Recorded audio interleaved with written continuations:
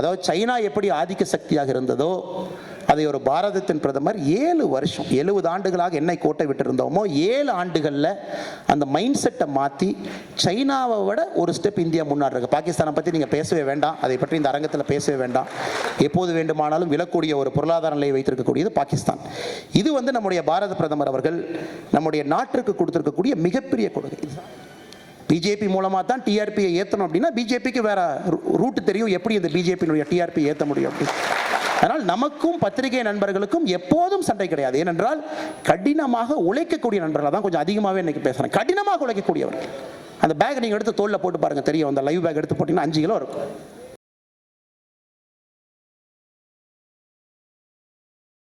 அதனால் இந்த மேடையின் மீது வந்திருக்கக்கூடிய பாரதிய ஜனதா கட்சியினுடைய அனைத்து தலைவர்கள் எல்லாருமே இரும்பு மனிதர்கள், கட்சியினுடைய முக்கியமான தலைவர்கள்.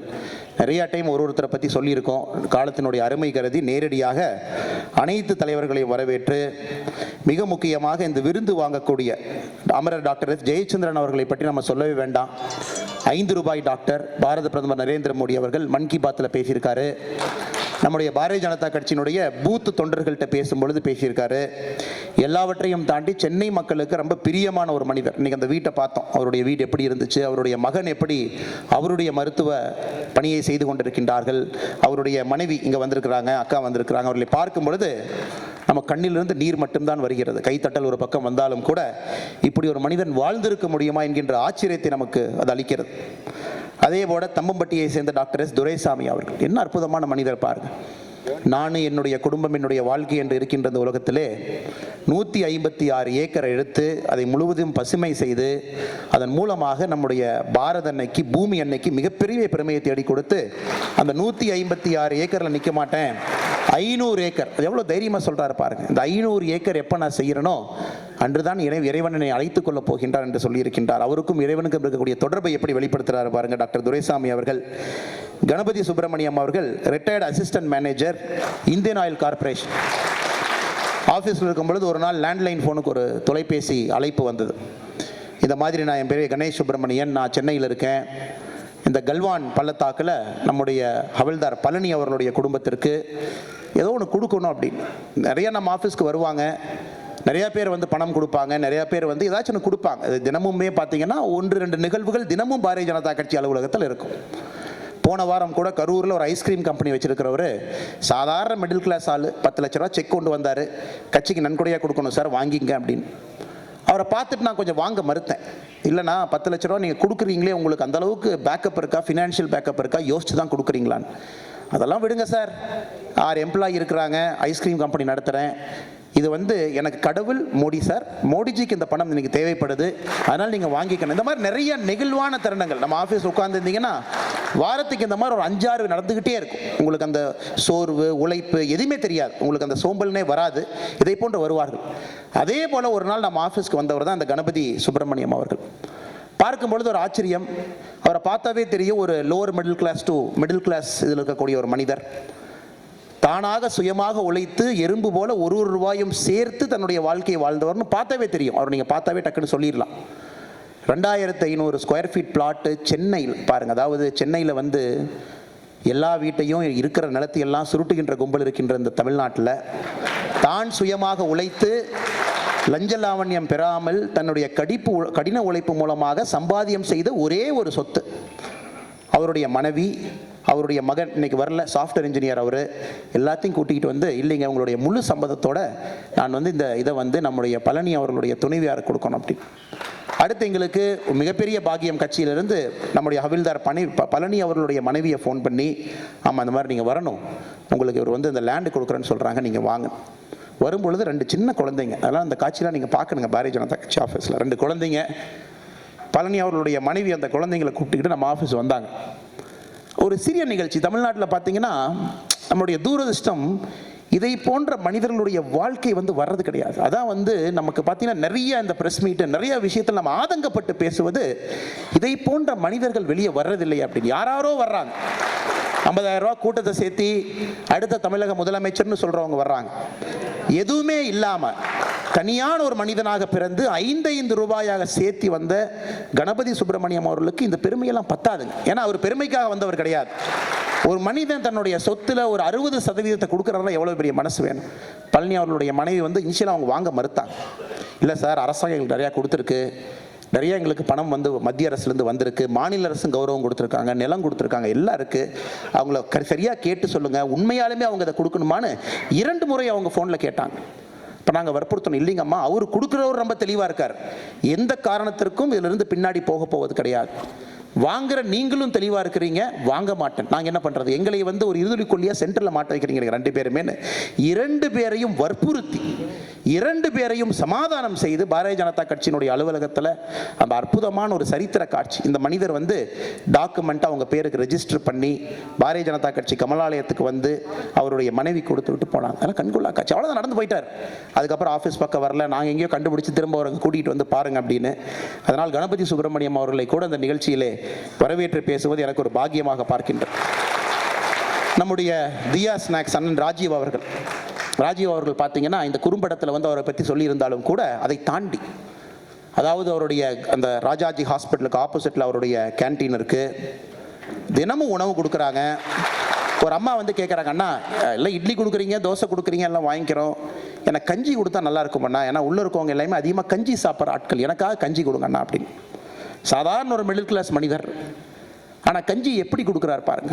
ஒரு பெண் நம்மகிட்ட வந்து கேட்டுட்டாங்களேங்கிற ஒரே காரணத்திற்காக தினமும் 300 - 400 பேர்த்துக்கு இலவசமாக அந்த கஞ்சியை காய்ச்சி அவர்கள் வந்து அந்த வண்டி மூலமாக அதை கொடுக்கறதுக்கு எவ்வளோ பெரிய ஒரு பண்பு வேண்டும். நம்முடைய ராஜீவண்ணன் அவர்களையும் வரவேற்று, அதே போல் நான் இந்த மேடையில் நான் ஒரு சிறியவன், டாக்டர் திரு HV ஹண்டே அவர்களை பற்றி பேசுறதுக்கு எனக்கு எந்த விதமான ஒரு அருகதையும் கிடையாது.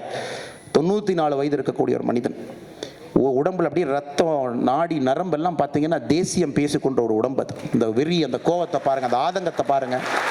அவர் பார்க்காத மனிதர்கள் கிடையாது, பேசாத தலைவர்கள் கிடையாது, நிற்காத சபைகள் கிடையாது. இந்த சபைக்கு ஒரு மிகப்பெரிய அலங்காரம் டாக்டர் HV ஹண்டே அவர்கள் இங்கே வந்து அமர்ந்திருப்பார். பல மேடையில் எப்படி நீங்கள் அவரை டிஃபைன் பண்ணுவீங்க? பொலிட்டீஷியன், அதை தாண்டிட்டார், கிரேட் பார்லிமெண்டேரியன் தாண்டிட்டார், ஆன்மீகவாதி தாண்டிட்டார், அற்புதமான ஒரு இலக்கியவாதி அதை தாண்டிட்டார். அவர் கம்பராமாயணத்தை அவருடைய ட்ரீட்டைஸை நீங்கள் படிக்கணும். எந்த சப்ஜெக்டாக இருந்தாலும் இந்த மாதிரி நம்முடைய பூமியில் பாரத நாட்டில் டாக்டர் HV ஹண்டே அவர்கள் பிறந்தது நமக்கு ஒரு பாக்கியம். அவர் வாழுகின்ற காலத்தில் நாம் வாழ்கிறோம். மகாத்மா காந்தி அவர்கள் இறந்த பொழுது டாக்டர் ஆல்பர்ட் ஐன்ஸ்டீன் சொன்னாங்க, இந்த மாதிரி ஒரு மனிதன் இந்த உலகத்தில் வாழ்ந்திருக்கான்னு 50 வருஷம் கழிச்சு சொன்னால் யாரும் நம்ப மாட்டாங்க அப்படின்னு. டாக்டர் ஆல்பர்ட் ஐன்ஸ்டீனுடைய கருத்து. மகாத்மா காந்தி அவர்கள் இறந்த பொழுது டாக்டர் HV ஹண்டே அவர்கள் இன்னும் ஒரு 50-60 ஆண்டுகள் கழித்து அவருடைய 100வது பிறந்தநாள் விழாவை விமரிசையாக நாம் கொண்டாடி, தமிழகமே புகழ்கிற அளவு கொண்டாடி, 50-60 ஆண்டுகள் கழித்து தமிழ்நாட்டில் டாக்டர் HV ஹண்டே மாதிரி ஒருத்தர் இருந்தாங்க அப்படின்னு நம்ப மாட்டீங்க. வாட்ஸ்அப்பில் நீங்கள் பார்க்கணும், மெசேஜ் போட்டு தள்ளிடுவார். தேசியம், நேஷனலிசம், இதை புஷ் பண்ணுங்க, இதை பேசுங்க, இதையே மேடையில் பேசல, இதை பண்ணுங்க, ரிப்பீட்டட்லி. நமக்கே நிறைய இடத்துல வந்து டவுட் வந்துடும்.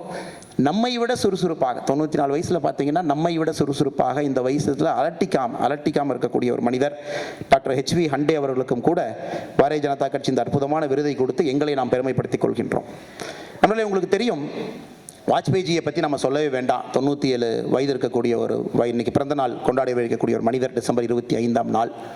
எவ்வளோதான் பேசினாலும் பேசிக்கிட்டே போகலாம். எனக்கு வாஜ்பாய்ஜியிடம் ரொம்ப ரொம்ப பிடித்தது. எல்லா தலைவர்களும், குஷ்பு அவங்க சொன்னாங்க, மேடையில் பேசின கருணாகராஜன் அண்ணன், எல்லாருமே அற்புதமான தலைவர்களுக்கு நேரம் இல்லாதனால பேச வைக்க முடியல. நம்ம சம்பத்தரணும் எல்லாம் அருமையாக பேசுவாங்க, அற்புதமாக பேசக்கூடிய தலைவர்கள். காலத்தின் அருமையில் தான் அவங்க பேசல, அவங்களும் அவங்க கருத்துக்களை சொல்லி இருக்கணும். இந்த மேடையில் இது ஒரு நாள் முழு நாள் கான்ஃபரன்ஸாக தான் நடந்திருக்கணும். நியாயமாக பார்த்தீங்கன்னா எனக்கு வாஜ்பாய்ஜிட்ட பிடிச்சது பார்த்தீங்கன்னா, ரொம்ப இக்கட்டான நிலைமையில் நம்முடைய இந்தியாவினுடைய பிரதமராக பதவி ஏற்கிறாரு.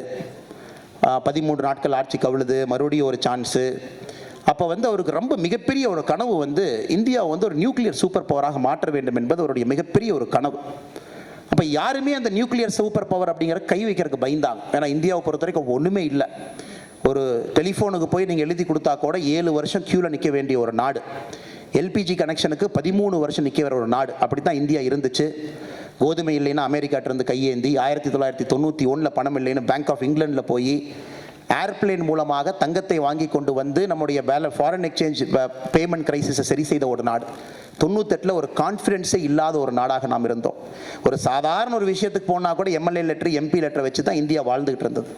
அந்த நேரத்தில் அந்த மனிதன் அந்த சேரில் உட்காந்து ஒரு முடிவு எடுக்கிறார். துணிச்சலாக போக்ரான் பண்ணிடலாம் அப்படின்னு. நம்முடைய APJ அப்துல் கலாம் அவர்கள் இருக்கின்றார்கள், செஞ்சிடலாம் அப்படின்னு. நிறைய பேர் பயந்தாங்க, சார் வேண்டாம், நம்ம செஞ்சோம்னா அடுத்த நாள் இன்டர்நேஷ்னல் சாங்ஷன் நம்ம மேலே போடுவாங்க, ஒன்றும் இம்போர்ட் பண்ண முடியாது, எதுவுமே எக்ஸ்போர்ட் பண்ண முடியாது, பொருளாதாரம் சீரழிந்து விடும், மிக மிக கஷ்டமான நிலையில் போயிடுவோம், தயவு செஞ்சு பண்ணாதீங்க அப்படின்னு. ஆனால் வாஜ்பேயி அவர்களுடைய கனவு என்பது இந்த ராஜ் தர்மாலேயே ரொம்ப ஹையஸ்ட் அப்படிங்கிறதுங்க. ஒரு ராஜன் வந்து நாட்டினுடைய செக்யூரிட்டியை சரி செய்தால் மட்டும்தான் அந்த ராஜா கவர்ன் பண்ண முடியும் அப்படின்னு சொல்லி எல்லா இடத்துலையும் நம்ம படிச்சிருக்கோம். அந்த ராஜ தர்மத்தை நிலைநாட்ட வேண்டும் என்று எடுத்த மிக மிக முக்கியமான முடிவு ஆபரேஷன் போக்ரான். இந்த அணுதாயுதத்தை சோதனை செய்தே ஆக வேண்டும் என்று. அதுக்கப்புறம் உங்களுக்கு தெரியும் விளைவு. அமெரிக்கா ஒரு 3 நிமிஷத்தில் நம்ம மேலே இன்டர்நேஷ்னல் சாங்ஷனை போட்டாங்க. நம்முடைய தேஜஸ் விமானம், அப்போவே வர வேண்டிய விமானத்துக்கு நம்முடைய இன்ஜின் பார்ட்ஸ் 2-3 பார்ட்ஸ் ரஷ்யாவிலேருந்து கிடைக்கல. ஸ்ரீஹரிகோட்டாவில் பார்த்தீங்கன்னா அப்பப்போ நம்முடைய சேட்டலைட்லாம் லான்ச் பண்ணும்போது கீழே விழுவும். ஏன்னா கிரையோஜெனிக் இன்ஜின் நமக்கு யாரும் கொடுக்கல. ஒரு விஷயம் கூட வாஜ்பேயி அவர்களுக்கு இன்டர்நேஷ்னல் கம்யூனிட்டியில் கொடுக்கல. இந்தியா வாஸ் கால்டு இன்டர்நேஷ்னல் பாரியா. எதுவுமே இல்லாமல் 5 வருடம் ஆட்சி செய்து, எந்த இன்டர்நேஷ்னல் ஃபண்டிங் இல்லை, பணம் இல்லை, எஃப்டிஐ இல்லை, எதுவுமே இல்லை. தனி மனிதனாக அவ்வளவு பெரிய கூட்டணியை சமாளித்து மம்தா பானர்ஜி அவர்கள் ஒரு பக்கம், இவங்க ஒரு பக்கம், அவங்க ஒரு பக்கம், அத்தனை பேர்த்தை சமாளித்து 5 ஆண்டுகள் ஆட்சி நடத்தி அதில் நல்லாட்சி கொடுத்துருக்கார். நல்லாட்சி என்கின்ற வார்த்தையை வந்து சாதாரணமாக நம்ம பயன்படுத்திடுவோம். நல்லாட்சி என்பது ஒரு சைனா கம்யூனிஸ்ட் கட்சி கொடுக்கலாம், இடியமின் கொடுக்கலாம், இன்னொருத்தர் கொடுக்கலாம். சர்வதிகாரத்தில் நல்லாட்சி கொடுப்பது ஒரு பெரிய விஷயம் கிடையாது. ஒரு கோடை போட்டுட்டு இப்படி தான் சைனாக்கார அப்படி தான் ரோடை போடுறான், கோட்டை போட்டுட்டு இப்படி தான் ரோடு போகும், யாரெல்லாம் வீடு இருக்கோ ஓடி போயிடணும். 10 நாள் டைமில் ஓடி போயிரு, இந்த பக்கம் ஒருத்தர் இருக்கக்கூடாது. சைனால் நல்லாட்சி கொடுப்பது பெரிய விஷயம் கிடையாது. வாஜ்பேயி அவர்கள் அந்த காலகட்டத்திலே அந்த சூழ்நிலையில் அவ்வளோ பேர்த்த சமாளித்து இன்டர்நேஷ்னல் கம்யூனிட்டி எதிர்த்து நேரடியாக அமெரிக்கா வந்து பாகிஸ்தானுக்கு சப்போர்ட் பண்ணுறாங்க, சைனா சப்போர்ட் பண்ணுறாங்க. அதனால தான் இந்த மிகப்பெரிய மகான். இன்றைக்கி நாமெல்லாம் இந்தியாவில் இவ்வளவு அருமையாக உட்கார்ந்து யாராச்சும் ஒருத்தர் அமெரிக்கா போகிறான்னா தயவு செஞ்சு போகாத தம்பி, இந்தியாவில் எதுக்கு நீ அமெரிக்கா போகிற? அந்த மைண்ட் செட்டே மாறிடுச்சு. யாரும் இப்போ அமெரிக்காவே போக மாட்டேங்கிறாங்க, யூரோப்பே போக மாட்டேங்கிறாங்க. அங்கிருந்தெல்லாம் இங்கே ஓடி வந்துட்டு இருக்காங்க. அவங்களுடைய குழந்தைங்க இப்போ நமக்கு ஃபோன் பண்ணி நிறைய பேர் நம்ம ஆஃபீஸ் கேட்பாங்க, ஆனால் நீட்டுக்கு நாங்கள் எலிஜிபிள் அப்படின்னு. எங்கே சார் இருக்கீங்கன்னா கலிஃபோர்னியா சான் ஜோஸில் இருக்க சார். 3 தலைமுறை இந்த மாதிரி பார்த்தீங்கன்னா பெரிய வந்து ஒரு மல்டி மில்லியன் டாலர் பிஸ்னஸ் பண்ணுறேன், ஆனால் இந்தியாவில் படிக்கணும் சார், இந்தியா தான் அடுத்து வரப்போகுது, நீட்டுக்கு எலிஜிபிளா சார் எங்கள் பையன், கொஞ்சம் கேட்டு சொல்லுங்கள் அப்படின்னு. இதெல்லாம் இப்போ இந்த கடைசி ஒரு 5-6 ஆண்டுகளாக வரக்கூடிய விஷயத்துக்கு விதை போட்டவர் நம்முடைய வாஜ்பேயி அவர்கள். அந்த 5 வருட காலம் விதை போட்டுட்டு போயிட்டார் அந்த மனுஷன். அதனால தான் இந்த 97வது பிறந்த நாளை மிக விமரிசையாக தமிழகம் முழுவதுமே பாரதிய ஜனதா கட்சி கொண்டாடி இருக்கிறது. நீங்கள் தயவு செஞ்சு இந்த இடத்துல மட்டும், சென்னையில் மட்டும் நினைச்சிட வேண்டாம். தமிழ்நாட்டில் நம்முடைய டிசம்பர் 25ஆம் தேதியிலிருந்து இன்று வரை நீங்கள் பார்த்தீங்கன்னா பாரதிய ஜனதா கட்சி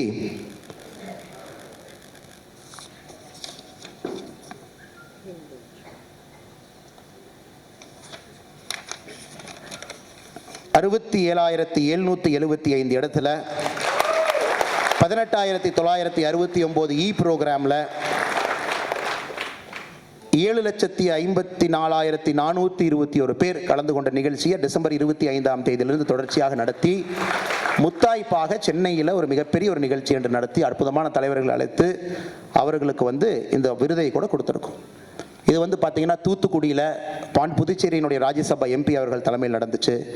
முருகன்ஜி அவர்கள் தலைமையில் கோயம்புத்தூர், புதுச்சேரியினுடைய ஹோம் மினிஸ்டர் தலைமையில் மதுரை, ஒரு இடத்துலையுமே முக்கியமான சென்டரில் இந்த மனிதனுக்கு என்ன ஒரு பெருமை சேர்க்க முடியுமோ பாரதிய ஜனதா கட்சி சிரமப்பட்டு பூத்தாக ஒரு ஊராக அவருடைய பெருமையை இளைய தலைமுறைக்கு, இப்போ 13 வயசு 14 வயசு 15 வயசு பசங்க யார் இருக்காங்களோ அவர்களுக்கு எடுத்து சென்றிருக்கின்றோம். அதனால் அந்த குழுவில் யாரெல்லாம் இருக்காங்களோ, குறிப்பாக நம்முடைய கருநாகராஜன் அவர்கள் மாநிலத்தினுடைய அந்த குழுவினுடைய தலைவராக, சகோதரர் வினோஜ் பி செல்வம் மாநில இளைஞரணி தலைவர் அந்த குழுவினுடைய பொறுப்பாளராக, சகோதரி மோகன பிரியா மாநில பொதுச் செயலாளர் மகளிர் அணி, இந்த மூவருக்கும் பாரதிய ஜனதா கட்சி தன்னுடைய நன்றியை இந்த மேடையில் தெரிவிக்கிறது. அளப்பரிய உழைப்பு உங்களுக்கு.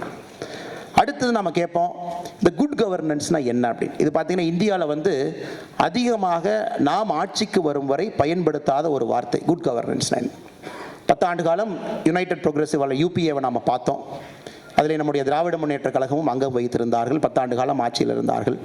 அதற்கு முன்னாடி கூட்டணி ஆட்சி, பிரதமர் வந்துட்டு போகிறது எல்லாத்தையுமே பார்த்தோம். இந்த குட் கவர்னன்ஸ் அப்படின்னு நீங்கள் கேட்கலாம், என்ன குட் கவர்னன்ஸ்னு சொல்கிறீங்கன்னா, சாதாரண ஒரு மனிதன் எந்த பார்டரில் இருந்தாலும் சரி, அருணாச்சல் பார்டரோ, நாகாலாந்து பார்டரோ, கன்னியாகுமரியில் இருக்கக்கூடிய தக்கலையோ, காஷ்மீரில் இருக்கக்கூடிய துர்துக், நம்முடைய கடைசி வில்லேஜ் பாக் ஆக்கிபைடு காஷ்மீரில் இருக்கக்கூடிய கடைசி கிராமம் இந்தியாவது துர்துக், எங்கே போனால் கூட இந்தியா என்கின்ற வார்த்தை அங்கே ஒழிக்கணும். அதுதான் ஒரு பிரைம் மினிஸ்டரோட மிக முக்கியமான நோக்கம். முதல்ல ராஜதர்மம், நம்முடைய நாட்டினுடைய சிம்பல் அங்கே இருக்கணும். இரண்டாவது, இந்த நாட்டினுடைய டெவலப்மெண்ட் பேராமீட்டர் அங்கே நீங்கள் பார்க்கணும். ஒரு வீடு இல்லாதவங்களுக்கு வீடு இருக்கணும், கேஸ் அடுப்பு இல்லாதவங்களுக்கு ஒரு கேஸ் அடுப்பு, எலக்ட்ரிசிட்டி கரண்ட் இல்லாதவங்களுக்கு ஒரு கரண்ட்டு, ரோடு, மினிமம் ஒரு கண்ட்ரி என்ன செய்யணும்னு ஒரு தனி மனிதன் எதிர்பார்க்கின்றானோ அந்த ஊரில் அது இருக்கணும். இரண்டாவது குட் கவர்னன்ஸ் காட்டும். மூன்றாவது, உலக அரங்கில் இந்தியன்னு சொன்னால் ஒரு பெருமை இருக்கணும். நீங்கள் வெளியே போய் நான் இந்தியாவிலேருந்து வந்திருக்கேன்னு சொன்னால் உங்களை பார்க்கும் பொழுது அதில் ஒரு தன்மை இருக்கணும். ஏன்னா இது 20,000 ஆண்டுகள் பழமை வாய்ந்த ஒரு சிவிலைசேஷன். 500 ஆண்டுகள் 600 ஆண்டுகள் இருக்கக்கூடிய அமெரிக்கனோ ஐரோப்பிய நாடுகளோ பார்த்தீங்கன்னா எப்படி அவங்க நடந்துக்கிறாங்க, எப்படி ஒரு இன்டர்நேஷ்னல் ஸ்டேஜில் பிஹேவ் பண்ணுறாங்க. 20,000 ஆண்டுகள் பழமை வாய்ந்த ஒரு சிவிலைசேஷன்லேருந்து வந்திருக்கக்கூடிய நாம் நிறைய இடத்துல குன்றி குறுகி இருக்க வேண்டிய நிலைமை தான் இந்தியாவுக்கு பலகாலமாக இருந்துச்சு. பாஸ்போர்ட் போனால் டபுள் செக் பண்ணுவாங்க. ஐரோப்பிய நாடுகளில் குறிப்பாக ஜெர்மனியோ அந்த பகுதியை போனீங்கன்னா இந்தியன்னா தனியாக வர சொல்லி டபுள் செக்கு, தாடி வச்சுருந்தா இன்னொருக்கா டபுள் செக்கு. இதற்கு முன்னாடி துபாயில் எல்லாம் போனீங்கன்னா பாடி ஃப்ரிஸ்கிங் கம்பல்சரி. உங்களை கூட்டிகிட்டு போய் நீங்கள் ஷாருக் கானா இருங்க, யாரால் இருங்க, பாஸ்போர்ட்டில் இந்தியன்னு போட்டிருக்கா டபுள் ஃப்ரிஸ்கிங். ஏபிஜே அப்துல் கலாம் அவர்களுக்கு யுனைடெட் நேஷன்ஸ் ஆஃப் அமெரிக்காவில் டபுள் ஃப்ரிஸ்கிங், முன்னாள் குடியரசுத் தலைவருக்கு. இப்போ கை வைக்க சொல்லுங்கள், இப்போ கை வைக்க சொல்லுங்கள். குடியரசுத் தலைவருக்கு இருந்த நிலைமை அது. அதனால தான் நாங்கள்லாம் அப்படியே பூரிச்சு போய் இங்கே இருக்கோம். பாரதிய ஜனதா கட்சினா எம்எல்ஏக்காக எம்பிக்காக இங்கே இருக்கோம் யாருமே கிடையாது, பூரிப்பில் இருக்கும்.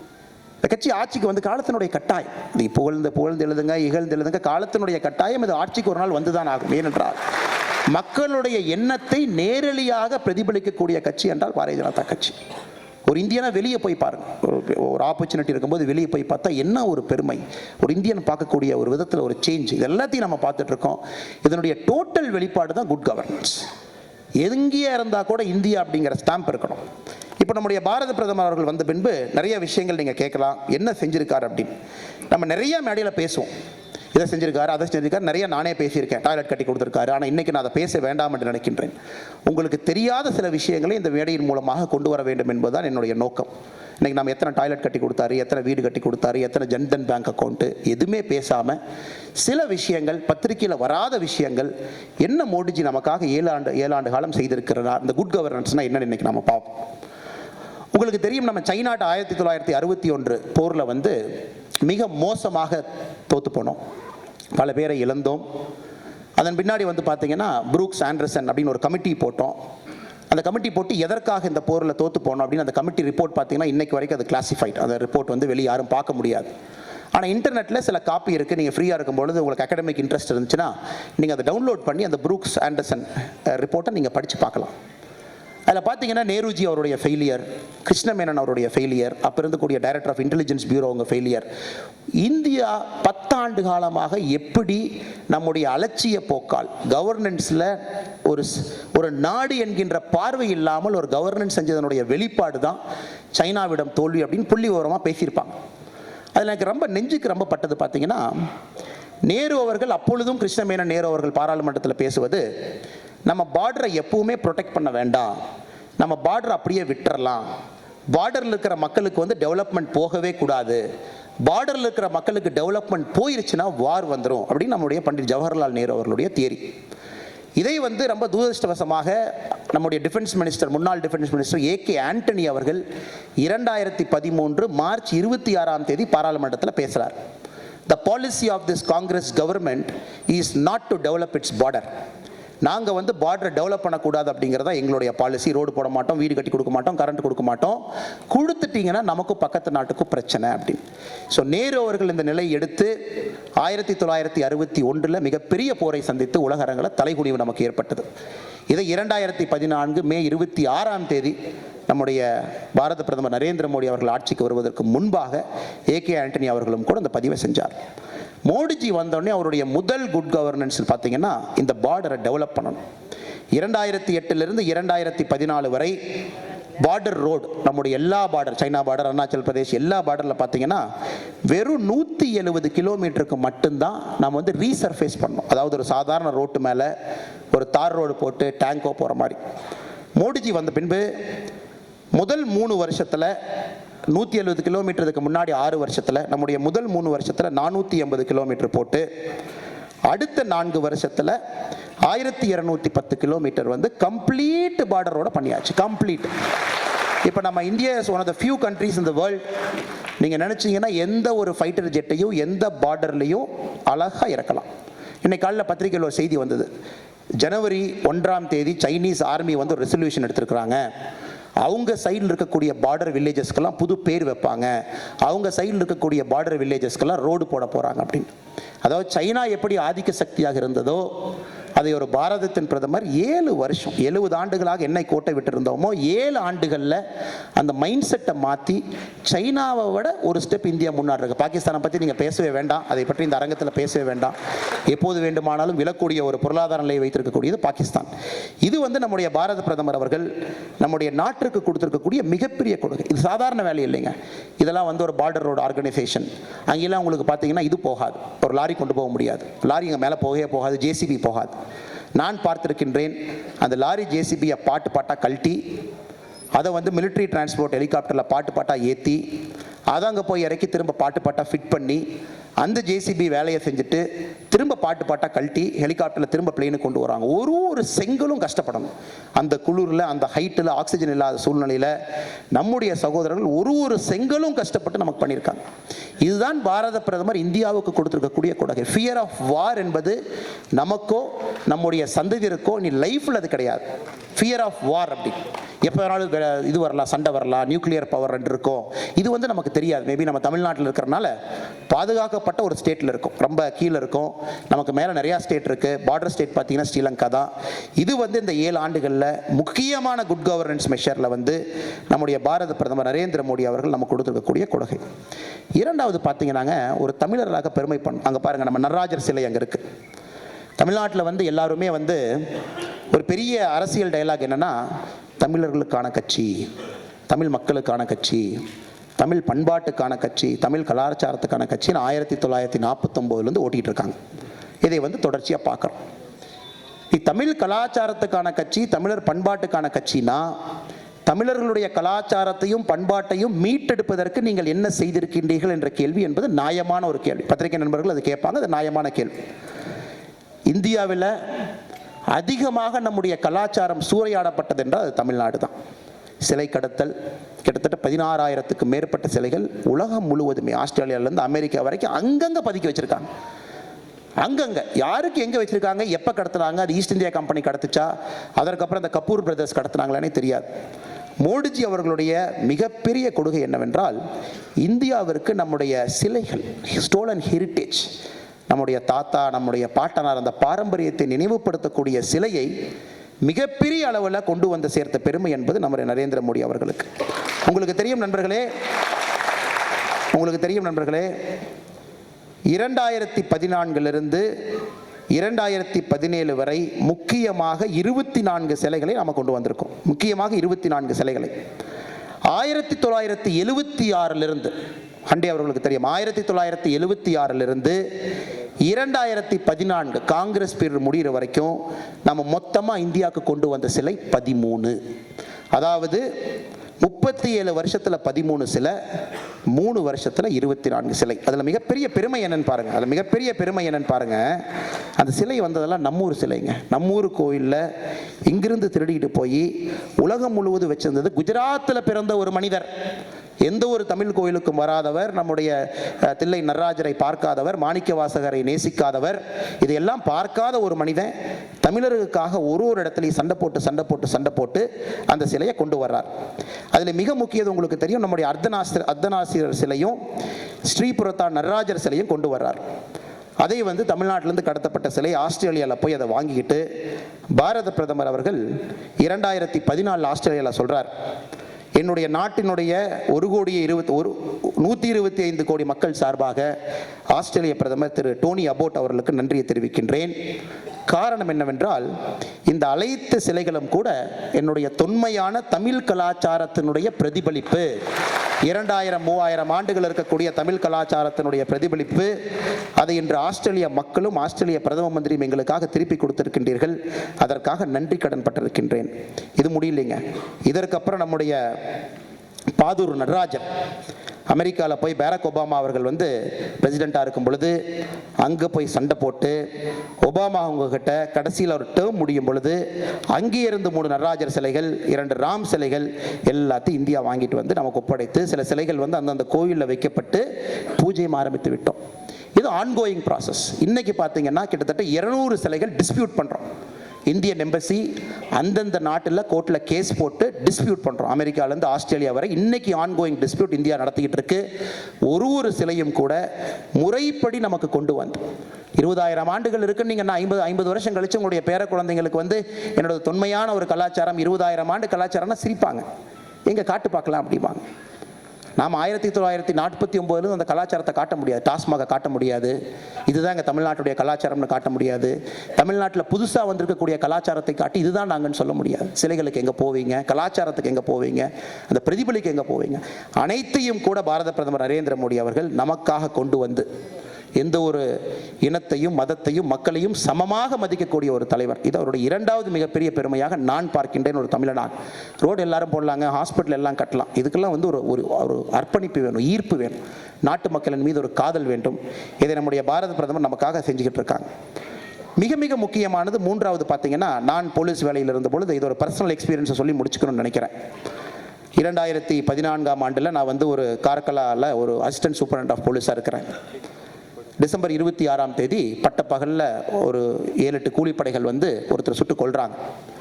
அந்த கேஸ் வந்து எனக்கு ஒப்படைக்கப்படுகிறது. அப்போ தான் நரேந்திர மோடி அவர்கள் வந்து பதவியேற்று ஒரு 6 மாத காலம் இந்த கேஸை வந்து அப்போது இருந்த கர்நாடகாவினுடைய காங்கிரஸ் முதலமைச்சர் சித்தராமையா அவர்கள் ஏதோ ஒன்று பண்ணி அக்யூஸ்டை பிடிச்சிட்டு வந்து கொடுக்கணும். கிட்டத்தட்ட 17 மர்டருக்கு மேலே பண்ணிட்டாங்க புடி அப்படின்னு. கிட்டத்தட்ட என்னுடைய 4.5 வருடம் உழைப்பது. என்னுடைய உழைப்பு என்றால் ஆயிரக்கணக்கான கான்ஸ்டபிள், நூற்றுக்கணக்கான சப் இன்ஸ்பெக்டர், 50க்கும் மேற்பட்ட இன்ஸ்பெக்டர், டிஒஎஸ்பி, 4.5 ஆண்டுகள் எங்களுடைய உழைப்பு முழுமையை அர்ப்பணித்து எங்கே இருந்தாலும் அவனை பிடிக்கணும்னு தொலைவ ஆரம்பிக்கிறோம். ஃபஸ்ட்டு ஸ்டேட்டாக ஊராக தொலாகிறோம், ஸ்டேட்டாக தொலாகிறோம், நாடாக தொலாகிறோம், கண்டமாக தொலாகின்றோம். அப்போ இந்த மனிதனை கண்டுபிடிச்சிடறோம், மொராக்கோவில் போய் ஒளிஞ்சிருக்கான் ஒரு ஆப்பிரிக்கன் நாட்டில் அப்படின்னு. அதுவரை உங்களுக்கு தெரியும், நம்முடைய நாட்டில் வெளியில் இருக்கக்கூடிய ஒரு கேங்ஸ்டரை கொண்டு வரது மிகப்பெரிய ஒரு தலைவலி. நீ கொண்டே வர முடியாது, யாரையுமே கொண்டு வர முடியாது. இந்தியாவை பொறுத்தவரை அது மிகப்பெரிய ஃபெயிலியர். அதை எடுத்துகிட்டு போகிறோம். அதெல்லாம் கண்டுபிடிச்சி ஒரு 3 வருடம் இன்வெஸ்டிகேஷன் முடிந்த பின்பு மொரோக்கோவில் அந்த ஆளை பின் பாயிண்ட் பண்ணி மொரோக்கோவில் இருக்கக்கூடிய ரபாத் அப்படிங்கிற ஊரில் பிடிச்சி வச்சுக்கிறோம். அவனை இப்போ தூக்கிட்டு வர்றது தான் அடுத்து மிகப்பெரிய ஒரு வேலை. எக்ஸ்ட்ரடிஷன் போகணும், கண்ட்ரி இந்தியாவும் மொரோக்கோவும் பேசணும். அப்போ நம்முடைய சுஷ்மா ஸ்வராஜ் அவங்க இருந்தாங்க. என்னென்னமோ பண்ணி பார்க்குறோம், இந்த பியூரோக்ராட்டிக்கை தாண்டி போக மாட்டேது. அங்கே இருக்கக்கூடிய ஆஃபீஸருக்கு ஃபைலில் குவரி போடுறான், நோட்டில் போடுறான், சார்ஜ் ஷீட்டை வந்து ஃப்ரெஞ்சில் எழுதுங்கிறான், அரபியில் எழுதுங்கிறான், இது எழுதுங்கிறான், அது எழுதுங்கிறான், ஒரு மொழியாக மாற்றி ஒரு இடமாக 6 மாதம் அலைஞ்சு கடைசியாக நம்முடைய external affairs minister Sushma Swaraj அவர்கள்ட்ட பார்க்கும்பொழுது ஒரு வாய்ப்பு. அவங்ககிட்ட போய் அவங்க வீட்டில் ஒரு நல்ல ஒரு பனி இருக்கக்கூடிய ஒரு நாள், கடுமையான குளிர். அன்றைக்கி சாயந்தரம் வீட்டில் போய் பார்த்து இந்த ஃபைலை கொடுக்குறோம். மேடம், இது கண்டிப்பாக செய்ய வேண்டிய ஒரு இது, நாட்டுக்கு செய்யணும், நீங்கள் தயவு செஞ்சு இதை வேகமாக அதை ப்ராசஸ் பண்ணணும் அப்படின்னு ஒரு ஃபோன் எடுத்து அந்த கண்ட்ரியினுடைய அம்பாசிடருக்கு ஃபோன் பண்ணி அந்த அம்மா பேசினதை பார்க்கணுங்க. ஒரு சேரில் உட்காந்து ஒரு சாதாரண மனிதனாக ஒரு சிங்கம் போல் பேசினாங்க அன்றைக்கி சுஷ்மா ஸ்வராஜ். அந்த அம்பாசிடரை கூப்பிட்டு, நீங்கள் என்ன பண்ணுவீங்கன்னு தெரியாது, இது இந்தியாவினுடைய வேண்டுகோள், இது கர்நாடகா போலீஸோ இது அண்ணாமலையோ யாரோ ஒருத்தருடைய வேண்டுகோள் கிடையாது, இந்தியாவினுடைய வேண்டுகோள், அவரை கொண்டு வரணும். அதுக்கப்புறம் 13 நாள் தான் போனோம். மொரோக்கோன் கிங்கிலிருந்து எல்லாத்தையும் வந்து ஆட்டோமேட்டிக்காக நம்முடைய ஒரு மினிஸ்டர் பேசுகிறாங்க அப்படின்னு. எதற்காக இந்த கருத்தை நான் இங்கே பதிவு செய்கிறேன் அப்படின்னாங்க, ஒரு தேசியம்னா எவ்வளவு பெரிய காதல் ஒரு மனிதருக்கு இருக்கும்னா நம்ம பிஜேபியில் இருக்கக்கூடிய தலைவர்களை போய் பார்க்கணும். அவங்களுடைய அந்த இருக்கக்கூடிய இடத்துல நாடு, இனம், மதமெல்லாம் பார்க்க மாட்டாங்க. பட் நம்ம மேலே வந்து எந்த ஒரு காரணமும் இல்லை, எப்படியாச்சும் அரசியல் செய்ய வேண்டும் என்பதற்காக ஒரு விஷயமா தூக்கி போடுறாங்க. இவங்க வந்து தமிழ்நாட்டுக்கு சரியில்லை, இவங்க வந்து மேல் ஜாதி கட்சி, இவங்க இந்த கட்சி, இவங்க அந்த கட்சி, இவங்க இந்த கட்சின்னு எதோ சொல்லி இங்கே அரசியல் செய்து கொண்டிருக்கக்கூடிய மக்களை பார்க்கின்றோம். அதனால் இது அனைத்தும் கூட நம்ம உடைக்க வேண்டும். கடைசி ஒரு 2 நிமிஷம் வரணும் அப்படின்னா, இந்த வாஜ்பேயிஜிக்கு உண்மையாலுமே நீங்கள் அந்த 97வது பிறந்த நாளில் நாம் ரெசல்யூஷன் எடுத்துகிட்டு போகிறோம் அப்படின்னா, நாம் பாரதிய ஜனதா கட்சி ஆட்சிக்கு கொண்டு வந்து அந்த குட் கவர்னன்ஸை தமிழ்நாட்டுக்கு காட்டும் பொழுது தான். ஒரு பக்கம் பாரத பிரதமர் நரேந்திர மோடி அவர்கள் வந்து அன்றைக்கி நான் அந்த நேஷனல் எக்ஸிக்யூட்டிவில் நான், குஷ்பு, அவங்க எல்லாம் சில பேர் இருந்தோம். அன்றைக்கி பேசுகிறாங்க, பாரத பிரதமர் கிளாஸ்கோக்கு போகிறார், COP26 நம்முடைய பூமி சூடாகிறத தடுக்கிறதுக்கான ஒரு கூட்டம். அப்போ அமெரிக்காக்காரன் பம்புறான், சைனாக்காரன் பம்புறான், ரஷ்யாக்காரன் பம்புறான், யாருமே எதுவுமே கமிட்மெண்ட்டே கொடுக்க மாட்டார். உடனே நம்ம பிரதமர் எந்திரிச்சு நேராக அடிச்சிட்டார், 5 பாயிண்ட் அடிக்கிறேன், இதுதான் நாங்கள் செய்ய போகிறோம். 2030க்குள்ளே பாதி எங்களுடைய எனர்ஜி என்பது பெட்ரோல், டீசல், கோலை சாராத பாதி எனர்ஜியில் தான் எங்களுடைய நாடு வாழ ஆரம்பிக்கும். 2070 நடக்கும் பொழுது நெட் ஜீரோ கார்பன் எமிஷன். அமெரிக்காக்காரனே சொல்கிறதுக்கு பயப்படுறான். அப்போ வந்து அங்கிருந்து ஒரு அமைச்சர் சொல்கிறார் அந்த கூட்டத்தில், நம்முடைய என்விரான்மெண்ட் மினிஸ்டர் சொல்கிறார், அவர் தான் அந்த நெகோஷியேட்டராக இருக்கார். அங்கே பக்கத்தில் அமெரிக்காக்காரர் இருக்கான், ஒரு பக்கம் ரஷ்யாக்காரர் இருக்கான். அவங்க ரெண்டு அவங்களுக்குள்ளே பேசிக்கிறாங்க, என்னடா அது மோடிஜி வந்து இப்படிலாம் பேசுகிறாரு, இதெல்லாம் அவர் செஞ்சிருவாரா அப்படின்னு. உடனே அந்த அமெரிக்காவில் வந்திருக்கக்கூடிய செக்ரட்டரி சொல்கிறார், இந்த மோடிஜி பற்றி உனக்கு தெரியாது, இப்படி தான் இந்த மனுஷன் 2015 வந்தான், கோப்பனேகன் வந்தான். அப்போ அவர் சொல்கிற லிட்ரல் டிரான்ஸ்லேஷன், நேராக வந்தார். நாங்கள் தான் சோலார் எனர்ஜியில் வேர்ல்டு லீடராக வரப்போகிறோன்னு சொன்னார். நாங்களும் அவரை பார்த்து சிரித்தோம். எனது இந்தியாவில் சோலார் எனர்ஜியில் நீங்கள் வேர்ல்டு லீடராக வரப்போகிறீங்களா அப்படின்னு. ஆனால் இந்த மனுஷன் இன்னைக்கு அதெல்லாம் முடிச்சுட்டு நம்மகிட்ட திரும்ப கிளாஸ்கோ வந்திருக்காரு, ஸ்காட்லாந்து வந்திருக்காரு. சொன்ன டார்கெட்டை எல்லாம் தாண்டி சோலார் இன்டர்நேஷ்னல் சோலார் அலையன்ஸினுடைய வேர்ல்டு லீடர் வந்து இன்னைக்கு இந்தியா. அதனுடைய சேர்மன் நம்முடைய பாரத பிரதமர். அது சம்பந்தமாக நம்ம கான்ஃபரன்ஸ் நடத்த அமெரிக்காவுடைய அதிபர் இந்தியாவுக்கு வரணும். ஏன்னா நம்ம தான் ஃபவுண்டிங் அதிபர். அது அதனால் இந்த மனுஷன் சொல்கிற இந்த மாதிரிலாம் எடுத்துக்காதீங்கப்பா, சொன்னால் அந்த செஞ்சிருவார். அதனால் சொல்கிறத பொட்டாட்ட கேட்டு நம்ம ஒத்துக்குவோம். சைனாக்கார அப்போ சப்போர்ட் பண்ணுறாரு, அமெரிக்கா. இதுதாங்க பாருங்கள். ஆனால் தமிழ்நாட்டில் நீங்கள் 1 மெகாவாட் சோலார் பவர் பிளான் போடணும்னா 20 லட்ச ரூபா லஞ்சம் கொடுக்கணும். இதுதான் நிலைமை. ஒரு பக்கம் குட் கவர்னன்ஸ் நம்ம சொல்கிறோம். டெல்லியில் உட்கார்ந்துக்கிட்டு உலகம் முழுவதும் போய் கஷ்டப்பட்டு 2030 500 கிகாவாட் எனர்ஜி வந்து சோலார்லேருந்து வரும், விண்டில். குட் கவர்னன்ஸ்னு பேசிக்கிட்டு கல்லா கட்டுற வேலையை இந்த அரசு பார்த்துக்கிட்டு இருக்கிறது நம்ம பார்க்குறோம். 1 மெகாவாட்டுக்கு வந்து 20 லட்ச ரூபா கொடு. ஸோ நாம் எங்கே இருக்கின்றோம், செயல் எங்கே இருக்கிறது, சொல் எங்கே இருக்கிறது? ஒரு பேச்சு மட்டும் வாழ்வீச்சாக வைத்துக்கொண்டு 2 டிவி சேனலை நடத்திக்கிட்டு அதன் மூலமாக இதுதான் உண்மை என்று பேசுவவர்கள் எங்கே இருக்கின்றார்கள். அதனால தான் நிறைய பேர் கேட்பீங்க, நமக்கும் பத்திரிகை நண்பர்களுக்கும் எந்த காலகட்டத்திலும் கோபம் கிடையாது, சண்டை கிடையாது. ஏன்னா நாம் எந்த அளவுக்கு உழைக்கின்றோமோ பத்திரிகை நண்பர்கள் அதை விட உழைக்கிறாங்க. நிறைய இடத்துல நம்ம பார்ப்போம். அந்த பேக் ஒன்று, அந்த லைவ் பேக் கேரி பண்ணுறாங்க பாருங்கள், அதெல்லாம் 5-6 கேஜி. அதை வந்து லைவ் பேக் எடுத்து போட்டுக்கிட்டு ஒரு 2 வீலரில் நம்ம எங்கேயாச்சும் போகிறோம்னா பேட்டி எடுக்கிறதுக்கு ஒரு நண்பர் வருவார். 50 கிலோமீட்டர் 60 கிலோமீட்டர் தேடி வருவார். நம்ம கிராமம் இங்கே சுற்றிக்கிட்டு இருப்போம். அங்கே வந்து கேட்பார், அண்ணே அந்த லைவ் பேக் போட்டுமானேன்னு. அந்த பைக்கில் வருவார், வந்து லைவ் பேக்கை போட்டு செட் பண்ணி பண்ணுவார். நமக்கும் பத்திரிகை நண்பர்களுக்கு எப்போதும் சண்டை கிடையாது. அவருடைய வேலையை அவங்க செய்கிறாங்க. நம்ம கோபம் எல்லாம் இவங்களுடைய உழைப்பையும் கொச்சைப்படுத்தி, இவ்வளோ ஒரு மனுஷன் ஒரு 10,000 12,000 20,000 சம்பளம் வாங்கிக்கிட்டு ஒரு மீடியா மேலே இருக்கக்கூடிய காதலில் சில நண்பர்கள் வந்து அங்கங்கே வேலை செஞ்சுட்டு இருக்காங்க. நம்ம பார்க்குறோம். இவர்களுடைய உழைப்பையும் கொச்சைப்படுத்தி, அரசியல் கட்சியினுடைய உழைப்பையும் கொச்சைப்படுத்தி, சிம்பிளாக ஒரு ஸ்டேட்மெண்ட், சும்மா ஒரு ஸ்டேட்மெண்ட், பேப்பரில் ஒரு லைன் அடிச்சு விடுறது. என்ன? தமிழ்நாடு புறக்கணிக்கப்பட்டு விட்டது, தமிழ்நாட்டில் நடந்த வெள்ள சேதாரத்திற்கு மத்திய அரசு பணம் கொடுக்கவில்லை அப்படின்னு. எவ்வளோ கோவம் வரும் பாருங்க. அதாவது 1650 மெடிக்கல் சீட் ஆட்சிக்கு வந்த பிறகு எந்த ஒரு மாநிலத்திலையும் மெடிக்கல் சீட்டை டபுள் பண்ணல. Tamil Nadu is the only state where medical seat has double. இந்த மாநிலம் மட்டும்தான் தன்னுடைய மெடிக்கல் சீட்டை டபுள பார்த்துருக்கு. Tamil highest number of private medical colleges Tamil Nadu. Highest number of political people own பண்ற மெடிக்கல் காலேஜ் தமிழ்நாடு. ரத்தத்தை உறிஞ்சி அட்டை மாதிரி சொத்தை வித்து, நகையை வித்து, பாத்திரத்தை வித்து, பிச்சைக்காரங்க மாதிரி இருந்து அவங்களுடைய குழந்தைங்களை மெடிக்கல் படிக்கைகளை பிச்சைக்காரங்க மாதிரி சுத்திட்டு இருக்காங்க. பேருக்கு ஒரு என்ட்ரன்ஸ் எக்ஸாமினேஷன் நடத்தி கல்லா கட்டுற வேலை. அதுதான் ஒயிட் பேப்பர் நம்ம கேட்டுகிட்டே இருக்கோம். ஒயிட் பேப்பர் கொடுங்க, பேசிக்கலாம். ஒரு குடும்பம் வாழ வேண்டும், அந்த குடும்பம் நடத்துகின்ற மெடிக்கல் காலேஜ் வாழணும், அவங்களோட எம்பி நடத்துகிற மெடிக்கல் காலேஜ் வாங்கணும். இதைத்தான் செய்தியா போடுறீங்க. இதான் நீட் எதிர்ப்பு. நீட் எதிர்ப்பு ஒரே லைன்ல சொல்லணும் அப்படின்னா, உங்களுடைய மெடிக்கல் காலேஜுக்கு கேபிட்டேஷன்ல ஆளுங்க வரமாட்டாங்க அப்படிங்கறதான் ஃபுல் ஸ்டாப். இதுக்கு மேல பேசுறதுல ஒண்ணுமே கிடையாது. ஆனா அப்படி போடுற ஊடக நண்பர்கள் 1650 சீட் இப்ப 12ஆம் தேதி தமிழ்நாட்டுக்கு கிடைக்குது. இதற்கு முன்னாடி கிட்டத்தட்ட 2300 சீட்டு கோயம்புத்தூரில், அட்டப்பாடியில், கேரளா நம்ம பார்டரில் ட்ரைபல் செட்டில்மெண்ட்டில் படித்த ஒரு பொண்ணு போகும்போது சொல்லுது, அண்ணே மெடிக்கல்ண்ணே, ஃபஸ்ட்டு டைம் கிராமத்தில் மெடிக்கல்ண்ணே, சமுதாயத்தில் மெடிக்கல்ண்ணே. அதை போடுங்க பிரதர், அதை போடுங்க. கவர்னர் கோட்டாவில் இன்ஜினியரிங் படிச்சுட்டு கோபாலபுரத்தில் பிறந்து எம்எல்ஏவாக இருந்து அண்ணா யூனிவர்சிட்டியில் சிண்டிகேட் மெம்பராக இருக்கவங்கள போடுறோம். எதற்காக? சொத்தை வித்து, பாத்திரத்தை வித்து, நகையை வித்து, ஏதோ ஒரு ட்ரைபல் செட்டில்மெண்ட்ல படிச்ச ஒருத்தவங்களை எது காட்ட மாட்டோம். இதுதான் குட் கவர்னன்ஸா? இதுதான் சமூக நீதியா? இதுதான் நம்முடைய நியூஸினுடைய வெளிப்பாடு. தமிழ்நாடு வஞ்சிக்கப்பட்டு விட்டது. என்னங்க வஞ்சிச்சாங்க?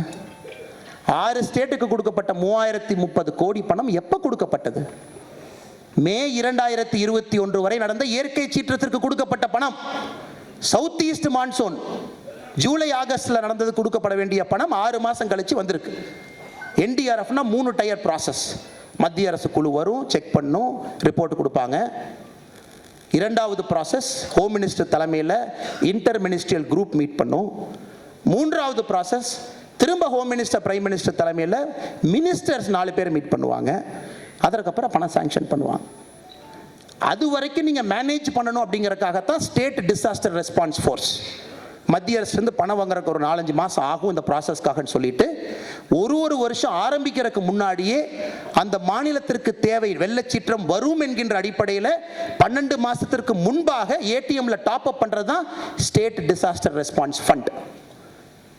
உங்களுக்கு இது எவ்வளவு பெரிய கேவலம் என்றால், மத்திய அரசு தமிழ்நாட்டுக்கு SDRF கொடுத்து 6 மாதம் கழித்து மாநில அரசு தன்னுடைய பங்கான SDRF கொடுத்திருக்கு. மோடிஜி எங்க, நீங்க எங்க? அது நாம் ஒரு ட்விட்டர் போட்டு கேட்டோம். 2021-22க்கு மத்திய அரசு கொடுத்தாச்சு பாஸ். அடுத்த 12 மாதத்துக்கு ஏடிஎம்ல டாப் அப் பண்ணியாச்சு. எப்போ எடுத்து செலவு பண்ணிக்க கார்டு, கிரெடிட் கார்டு. நீங்கள் எப்போ போட்டீங்க? அதுக்கப்புறம் 330 கோடி ரூபா போட்டாங்க இப்போ வந்திருக்கக்கூடிய அரசு. எல்லாத்தையும் மறைச்சிட்டு NDRF குழப்பி SDRF குழப்பி பேப்பரில் ஒரு லைன் எழுதுறான். கோவம் வருமா கோவம் வராதா நீங்கள் கேளுங்க. நியாயமான கோவமா நியாயமான கோலையா நீங்கள் சொல்லுங்க. இல்லை பத்திரிகைக்கு நமக்கு எங்க சண்டை? புரிதல் இல்லாமல் தெரியாமல் ஒரே ஒரு லைன் எழுதுறேன். கஷ்டப்பட்டு 40 ஆண்டு காலம் நாட்டுக்காக வாழ்க்கையை கொடுத்து சன்னியாசிகள் போல் தியாகிகளாக டெல்லியில் இருந்து ஆட்சி பண்ணிட்டு இருக்காங்க. ஒரு மனிதனையும் வஞ்சிக்காமல் ஒரு வீட்டுக்கும் போகணும்னு நினைச்சிட்டு இருக்க இந்த கட்சி.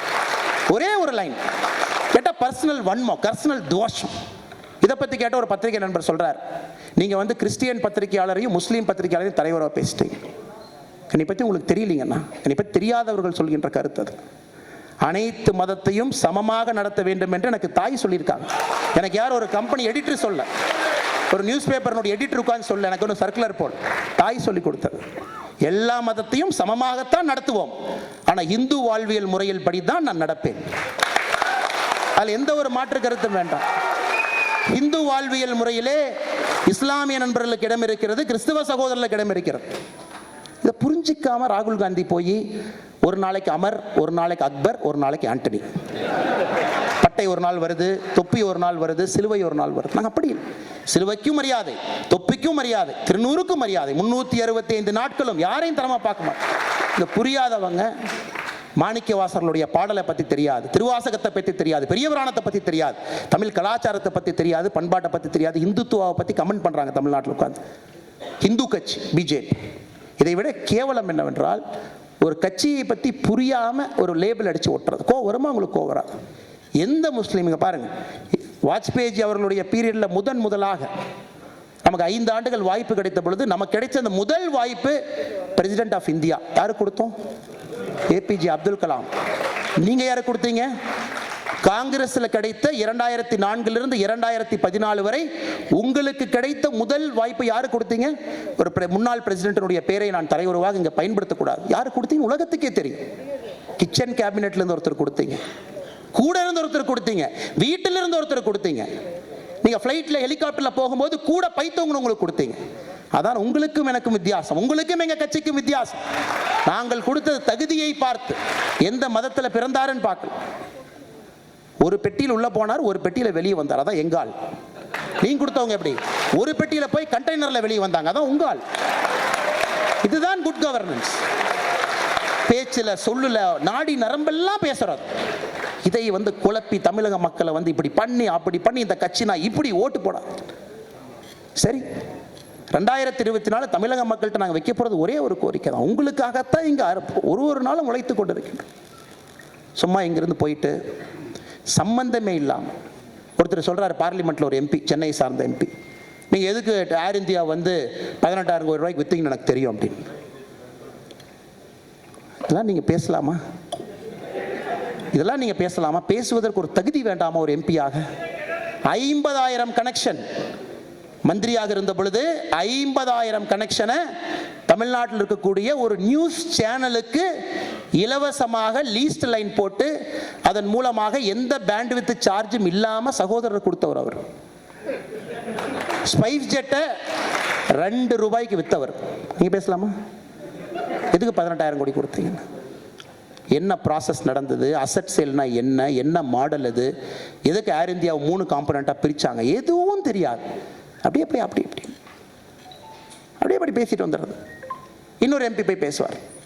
நான் மதுரைக்கு ஏர்போர்ட் கேட்டேன், இங்கே பாருங்க என்ன சொல்லிட்டாங்க பாருங்க, அதாவது UPக்கே 2 தான் இருக்கு, தமிழ்நாட்டுக்கு என்ன 5 வேணுமான்னு சொன்னார். சொல்லாத ஒன்றை சொன்னதாக சொல்லி அவர் எதற்காக மதுரைக்கு அடுத்த இதில் நாங்கள் கொடுக்க போகிறோம், எதற்காக இப்போ இந்த இன்டர்நேஷ்னல் லேண்டிங் அந்த பெர்மிட் இதில் பிரச்சனை இருக்குது அப்படிங்கிற கொடுக்குற எக்ஸ்ப்ளனேஷனை கட்டு காப்பி பேஸ்ட் பண்ணி அது சொல்கிறது. விவசாய சட்டம் நாங்களே விவசாயம் பண்ணுறவங்கண்ணே, நீ சாயந்தரம் தோட்டம் போயிருந்தனே, எனக்கு தெரியும் எவ்வளோ கஷ்டம். ஒரு மாதம் ஆள்காரனுக்கு சம்பளம் கொடுத்து பாருங்க, எவ்வளோ கஷ்டம் விவசாயம் பண்ணுறதுன்னு. உள்ள வர இன்கமிங் வெளி ஒரு மாதம் வந்து முருங்காய் 30 வாங்குறான், ஒரு மாதம் 6 வாங்குறான், தக்காளி 140 வாங்குறான், தக்காளி 12 வாங்குறான். யார் அதில் லாபம்னா 4 பேர் உட்காந்துருக்கான், 4 பேர் இந்தியாவில் உட்காந்துருக்கான். மொத்த தக்காளி வாங்கி கிசானுக்கு வந்து சிறப்புற கொடுத்துட்ருக்கான். அவன் பணக்காரன், பீச் பக்கத்தில் பங்களோ, அவன் வளர்ந்துக்கிட்டு இருக்கான். நாம் வளரலையே. அதற்காக கொண்டு வரப்பட்டது விவசாய சட்டம். நிறைய பேர் சொல்லுவாங்க, இந்த மாதிரி அண்ணாமலை அண்ணா வந்து தமிழ்நாடு ஃபுல்லாக விவசாய சட்டத்தை பற்றி பேசினார், மோடிஜி விவசாய சட்டத்தை எடுத்துட்டாரு, அவரு ரொம்ப அசிங்கமாக போச்சு. ஏங்க, ஒரு வேலையே விட்டுட்டு வந்தாச்சு, எதுவுமே இல்லை. நீங்கள் வந்து ஒரு ட்வீட்டை போட்டால் அசிங்கமாயிருமா? ஏங்க, அவங்களை பற்றி யாருன்னு தெரியாமல் நீங்கள் பேசிகிட்டு இருக்கீங்க. இதெல்லாம் தவம் எடுத்து வந்திருக்கிறது, இதெல்லாம் தவத்தில் வந்திருக்கும். அதனால் நீங்கள் ஒரு ட்வீட்டை போட்டு இதை வந்து ஒரு ட்ரோலை போட்டு ஒரு மீமை போட்டு 2 ஃபோட்டோவை போட்டு என்னெல்லாம் பார்த்துருக்கோம். சாப்பாடு இல்லாமல் வாழ்ந்துருக்கோம். கோயம்புத்தூரில் வந்து ஒரு கம்பெனியில் 8000 ரூபாய்க்கு வேலை செய்யும் பொழுது 24ஆம் தேதி ஆனால் பணம் தீர்ந்து போயிடும். அப்போ இருந்து ஒரு வேலை மட்டும்தான் சாப்பாடு. 25ஆம் தேதி ஒரு வேலை, 26ஆம் தேதி ஒரு வேலை, 27ஆம் தேதி ஒரு வேலை, கடைசி 2 நாள் சாப்பிட மாட்டோம். அப்படியே நீ அப்படி கோபாலபுரத்துக்கு கொத்தடிமை நீ ஒரு ட்வீட்டை போட்டால் அசிங்கப்படுத்திடுவியா? ஏய், யாருன்னு தெரியாமல் தமிழ்நாட்டில் இந்த மாதிரி பண்ணி அரசியல் செஞ்சிடலான்னு எண்ணம் இருந்ததுன்னா இப்போ தான் பிஜேபி வார்ம் அப் ஆகிட்டு இருக்கு.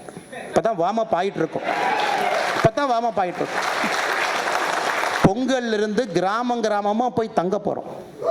கிராமமாக பெட்ஷீட் எடுத்துகிட்டு போய், தலைவாணி எடுத்துகிட்டு போய் வீடாக மதுரையில் இருக்கக்கூடிய கிராமத்தில் ஜனவரி 15, 16ஆம் தேதி நான் போய் ஒரு கிராமத்தில் போர்வையை போட்டு கீழே படுத்து தூங்க போகிறேன். தமிழ்நாடு ஃபுல்லாக பாத யாத்திரை போவோம், எல்லா கிராமத்துக்கும் போவோம். 2 வருஷம் ஆகட்டும். எல்லா மோடிஜி பயனாளிகள் வீட்டுக்கும் நடப்போம். காலனை தேஞ்சா தேயிட்டோம். இப்போ தான் வார்ம் அப். இது எல்லாமே நாங்கள் வார்ம் அப் ஆகிட்டு இருக்கோம். உடனே சொல்லுவாங்க, உடனே பத்திரிகையாளர் மிரட்டிட்டார். பத்திரிகையாளர் எப்போ மிரட்டினார்? சகோதரர், அண்ணா, தம்பி, அக்கா, இதெல்லாம் தாய் சொல்லி கொடுத்தது. ஒரு மனிதனை மரியாதையாக பேச வேண்டும். 2G அக்யூஸ்டில் ஒருத்தட்ட கார் வாங்கிட்டு அவரை பற்றி ஒருத்தர் வந்து எடிட்டோரியல் போடுறார். அவர் இன்னைக்கு ட்வீட் போட்டு என்னை பற்றி சொல்கிறாரு, இவர் வந்து ஜாதி எழுத்துட்டார் அப்படின்னு. ஒரு தமிழ்நாட்டினுடைய மூத்த பத்திரிகையாளர் 2G கேஸில் அக்யூஸ்டுக்கிட்ட காரை இலவசமாக வாங்கிட்டு ஒரு ஜேர்னலிஸ்ட் ஒரு ரிப்போர்ட்டிங் பண்ணி பேப்பரில் போடுறார். அவர் என்னை பற்றி சொல்கிறாரு, இவர் வந்து ஒரு டைம்ஸ் ஆஃப் இந்தியா ஜேர்னலிஸ்ட்டை பற்றி சொல்லிட்டாரு. எனக்கு அந்த சகோதரி எந்த மதம்னு கூட தெரியாது.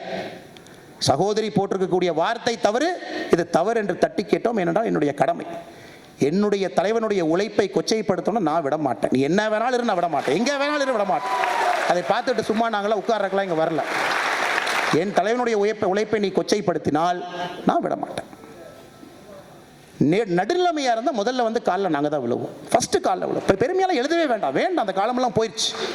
பெருமையாக எழுதியவர் வந்து வீரன் சூரன் அது இதெல்லாம் எழுதியது மூலம் போயிடுச்சுங்க, எல்லாம் உடஞ்சி போச்சு. 72% மக்கள் வந்து ஓட்டு போகிறதுக்கு முன்னாடி சோஷியல் மீடியா இன்ஃப்ளூயன்ஸ் பண்ணுதுன்னு ஆய்வு சொல்லுது. காலமெல்லாம் மாறிடுச்சு. தமிழ்நாட்டில் 2.5% மக்கள் நியூஸை பார்க்குறாங்க. காலம் மாறிவிட்டது. உடனே சொல்லுவாங்க, பிஜேபி ஏன் நியூஸ் சேனல் டிபேட்டுக்கு வரல? உடனே வாங்க. வாய்ப்பு சரியாக கொடுக்கும் பொழுது வருவோம். பிஜேபி மூலமாக தான் டிஆர்பியை ஏற்றணும் அப்படின்னா பிஜேபிக்கு வேற ரூட்டு தெரியும், எப்படி இந்த பிஜேபியினுடைய டிஆர்பி ஏற்ற முடியும் அப்படின்னு. அதனால் நமக்கும் பத்திரிகை நண்பர்களுக்கும் எப்போதும் சண்டை கிடையாது. ஏனென்றால் கடினமாக உழைக்கக்கூடிய நண்பர்கள் தான் கொஞ்சம் அதிகமாகவே இன்னைக்கு பேசுகிறேன். கடினமாக உழைக்கக்கூடியவர். அந்த பேக் நீங்கள் எடுத்து தோளில் போட்டு பாருங்கள், தெரியும். அந்த லைவ் பேக் எடுத்து போட்டிங்கன்னா 5 கிலோ இருக்கும். ஆனால் எங்கேயோ உட்காந்துக்கிட்டு அசால்ட்டாக ஒரு லைன் ஒரு ஏசி ரூமில் உட்காந்துட்டு அசால்ட்டாக எழுதி கம்மா ஃபுல் ஸ்டாப் அடித்து அப்படி அடிச்சிடுறது. அதனால் நண்பர்களே, நாம் இந்த நிகழ்ச்சியிலே ஒரு உண்மையான ஒரு நிர்தாரம் எடுக்க வேண்டும் என்றால் இது பட்டி தொட்டியெல்லாம் போகணுங்க. கட்சியை பற்றி தெரியணும். ஒரு கிராமத்தில் தெரியணும். பாரு, ஆசீர்வாதம் வருது பாருங்க. ஒரு கிராமத்தில் தெரியும். ஒரு கிராமத்தில் வீடாக ஒரு திட்டத்தையும் ஒரு கிராமம் எடுத்துப்போம். அதுதான் நம்ம உண்மையாலுமே செய்கிறது. ஒரு நிகழ்ச்சிக்கு வந்திருக்கோம், அருமையாக பண்ணியிருக்காரு கருணாகராஜன், கை தட்டிட்டோம், எல்லாரும் வந்திருக்காங்க, சூப்பர், ஃபேண்டாஸ்டிக். இதை தாண்டி நாம் என்ன செய்ய போகிறோம்? அடுத்து என்ன பண்ண போகிறோம்? மனிதனுடைய உழைப்பை உறிஞ்சி வீட்டை கோயிலை போல கட்டுறவங்க தமிழ்நாட்டு அரசியலில் நிறைய பேர்த்த பார்க்குறோம். கோயிலை கட்டுறவங்களுக்கு பூ போட்டு மாலை போட்டு அர்ச்சனை செய்யக்கூடிய ஒரு பாரத பிரதமரை ஒரு இடத்துல பார்க்குறோம். இது எல்லாம் கண்கூட பார்க்குறோம். இதெல்லாம் போய் சொல்லணும். அதனால தான் திரும்ப நம்ம சொல்கிறது, சும்மா அந்த 150ங்கிறது சும்மா எதுக்கும் நம்ம சொல்கிறது கிடையாது. சும்மா 150 அப்படின்னு 150 அது வருங்க, தவங்க, அது நீங்கள் நம்பணும். You have to believe, you have to believe. அது அப்படி ரத்த நாடி நரம்புலாம் நீங்கள் நம்பணும், ஒரு செல்லு நம்பணும். அது 150 ஏன் வராது? ஏன் பொலிட்டிக்கல் மிராக்கள் நடக்காது? 150 கொண்டு வரணும். இல்லாட்டி இத்தனை கலாச்சாரம், இத்தனை பாரம்பரியம், இத்தனை பேர் கட்சியில் இறந்து உழைப்பை கொடுத்து இத்தனை தலைவர்கள் தேஞ்சு போய், கால் செருப்பு தேஞ்சு போய் எதுக்கு ஒரு கட்சி நடத்தி பண்ணணும்? Legitimate aspiration. ஆட்சிக்கு வரணும், நல்ல ஆட்சி கொடுக்கணும், நல்ல தலைவர்கள் அறிமுகப்படுத்தணும், எங்கள் மினிஸ்டர் பார், எம்எல்ஏ பார் அப்படி. அதனால் நீங்கள் நம்பணும், அதை உள்ளே அப்படியே உள்வாங்கிக்கணும், நாடி நரம்பில் அது உள்ளே போய் சேரணும். அதற்கான உழைப்பை போடும்பொழுது உழைப்பாக தெரியாது. ஒரு நாள் ஒரு ஊர் ஒன்றும் தெரியாது உங்களுக்கு. அது என்ன, இதில் என்ன இருக்குது? இந்த வயசுக்கு ஓடலாம், நீங்களும் ஓடலாம், நானும் ஓடலாம். அதனால் இங்கே வந்திருக்கக்கூடிய அனைத்து தலைவர்களுக்கும் என் நன்றி கலந்த வணக்கத்தை தெரிவித்து, இந்த அற்புதமான அடல் பிஹாரி வாஜ்பாய் அவர்களுடைய 97வது பிறந்தநாள் விழாவை மிக செம்மையாக சீரும் சிறப்புமாக சென்னை மாநகரத்தில் நடத்தி காட்டிய நம்முடைய கருணாகராஜன் அவருடைய குழுவினருக்கு, மேடையில் இருக்கக்கூடிய குறிப்பாக நம்முடைய தலைமை தாங்கி கொண்டிருக்கக்கூடிய அண்ணன் விபி துரைசாமி அவர்களுக்கு, இந்த விருது வழங்கி பாரதிய ஜனதா கட்சிக்கு பெருமை தேடி கொடுத்த நம்முடைய விருது வாங்கிய நம்முடைய சகோதரர்களுக்கு கட்சி சார்பாக நன்றி கலந்த வணக்கத்தை தெரிவித்துக் கொள்கின்றேன். நன்றி, வணக்கம். பாரத் மாதா கி ஜெய்.